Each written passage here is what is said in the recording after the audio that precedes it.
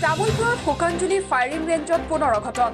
ভাৰতীয় সেনাবাহিনীৰ গোলাবাৰুদৰ প্ৰশিক্ষণৰ অৱশিষ্ট বুটলিবলৈ গৈ এজন লোক নিহত হোৱাৰ লগতে আন এগৰাকী গুৰুতৰভাৱে আহত হৈছে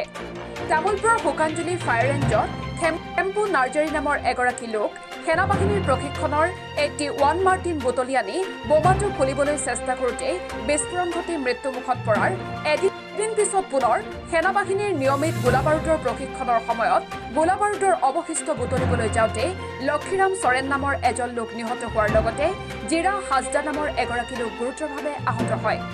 উল্লেখযোগ্য যে শুকানজুলিস্থিত ভাৰতীয় সেনাবাহিনীৰ নিয়মিত গোলাবাৰুদৰ প্ৰশিক্ষণত নীতিবৰ্হিভূতভাৱে অঞ্চলটোৰ বহু লোকে নিজৰ জীৱনক তুচ্ছ-তাচ্ছিল্য কৰি এনেদৰে বোমা বাৰুদৰ অৱশিষ্ট বুটলি সেইবোৰৰ পৰা টান এলুমিনিয়াম লো আদি পৃথক পৃথক কৰি বিক্ৰী কৰি চলাই গৈছে তেওঁলোকৰ জীৱন জীৱিকা উক্ত ঘটনাক কেন্দ্ৰ কৰি শুকানজুলি অঞ্চলৰ তামুলপুৰ জিলাৰ আয়ুক্ত আৰক্ষী অধীক্ষক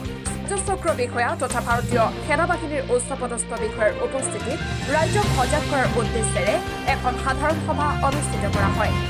তামুলপুৰৰ পৰা আনন্দ ৰামচেৰীৰ ৰিপৰ্ট অমৃত প্ৰবাহ অসমীয়া সাপ্তাহিক কাকতৰ ডিজিটেল সংস্কৰণ অমৃত নিউজ সত্যৰ সন্ধানত অমৃত নিউজ